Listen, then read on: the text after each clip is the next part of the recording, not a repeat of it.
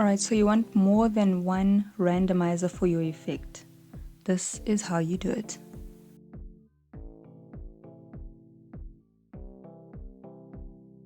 Alright, so I'm just going to get straight into it because this is kind of an appendix to the already existing randomizer 2D video that I made, sort of explaining how to create just a regular randomizer. So I won't be going into any more detail than is necessary because everything has been explained in the other video over there, but I will pop it here in the top right hand corner for you to check it out. I'll also just like put it in the description and put it maybe in the comments for you to check out if you so wish. So if you haven't already, open up the randomizer 2D template. Alright, so as you saw in the beginning, I have a randomizer at the top and a randomizer at the bottom. So for the sake of simplicity, I'm just going to call the top one top randomizer and the bottom one bottom randomizer. So what you want to do is just collapse the general folder over there and rename it to top randomizer or whatever you want to call it. From there, I'm going to be duplicating the folder. You do this by either right clicking and then hitting duplicate, or just click Ctrl D, whichever you want, and then I'm going to rename the bottom one bottom randomizer. Just make sure that you can easily tell which is which. Alright, so I'm just going to be switching off the titles for this video because they're not the main focus of the video. I just want to focus on creating multiple randomizers. If you want like an extended explanation of like how to switch up, titles and, like adjust the duration of the title and all that, that's all covered in the previous video, the randomizer 2D video that's like linked at the top there. But for now, I'm just going to switch off the title for both. Alright, and then I'm just going to move the bottom randomizer down so that you can see which one is which. I'm just going to do that by clicking the random sequencer and shifting its Y position a little downwards. Alright, then you're going to come over here to the visual scripting section and you're going to notice there are 3 boxes titled Start, Video Recording, and Random. Highlight all 3 boxes and then hit Ctrl D to duplicate them. And then just move the 3 new boxes that you've created below them or wherever you wish. So one is going to be for the top randomizer and the other one's going to be for the bottom randomizer, just like in the hierarchy.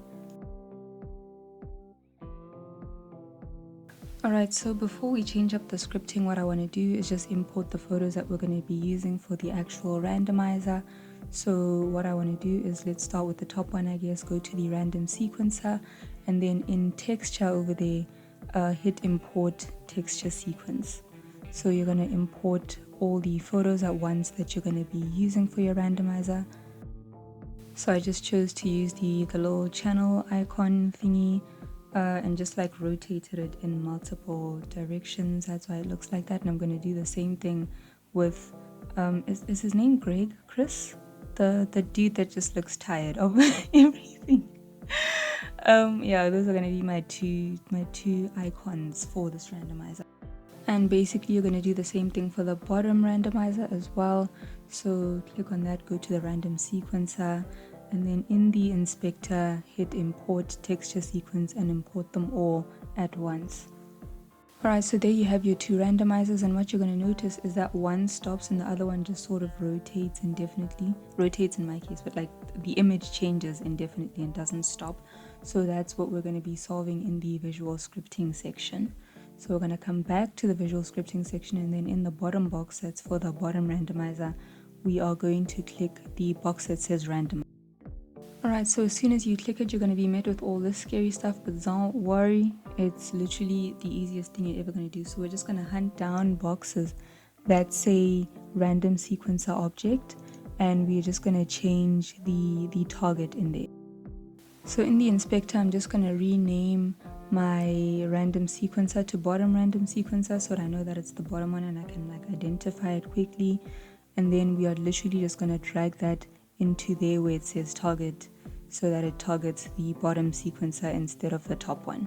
And we're going to do this for all of them. So just start along the chain, I guess, and then just hunt down all the boxes that need new targets. And I think they're like around about 4 of them.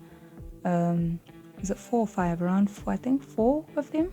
And it's literally just doing the same thing over and over. I'm not going to speed this process up over here so that you can like see all of them, I guess, and like not get lost. And just make sure that you have all of them in there, but it is literally that simple. It's the only thing we're going to be changing as well, so like you don't have to panic about anything else.